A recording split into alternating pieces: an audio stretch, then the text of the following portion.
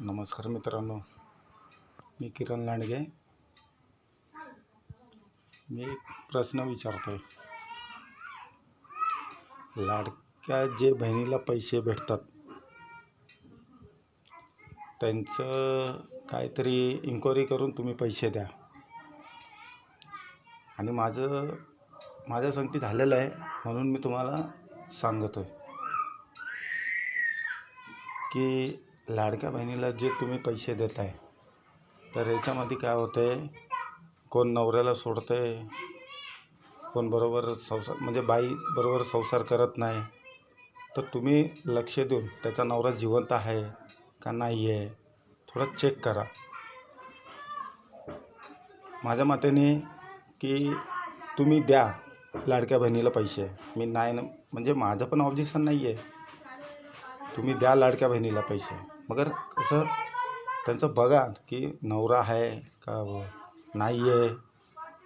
अगर विधवा असेल तर विधवा बायकांना तुम्ही पैसे द्या. विधवा बायकांना बिंदास द्या. त्यांच्या घरात काय खायला नसेल, त्यांचे आईवडील नसतील, त्यांना तुम्ही देऊ शकता पैसे. मग त्यांच्या घरी नवरे असून पण ते लाडक्या बहिणीचे जे पैसे येतात हे लोक त्याच दिवशीपासून ते लोक नवऱ्याला सोडायला तयार आहेत. का की लाडक्या बहिणीचे त्यांच्याकडे पैसे आहेत, त्यांना नवऱ्याचे पैसे नको.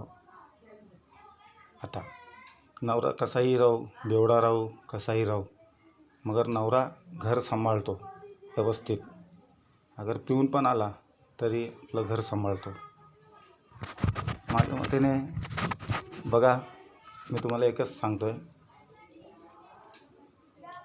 नवरा कसाही असू, तुम्हाला लाडक्या बहिणीपासून पैसे भेटते. तुम्ही नवऱ्याला चिडचिडपणा करणार, हे करणार, ते करणार, असं नसतं.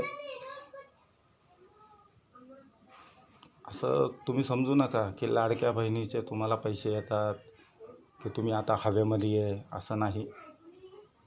सरकारने योजना केले की फक्त विधवा बायकांना आणि प्लस त्यांच्या घरी कोण नाही आहे त्यांना दिले.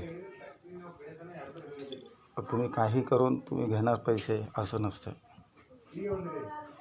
बघा, अगर माझं काही चुकलं असेल तर शेअर करा, लाईक करा, शेअर आणि लाईक.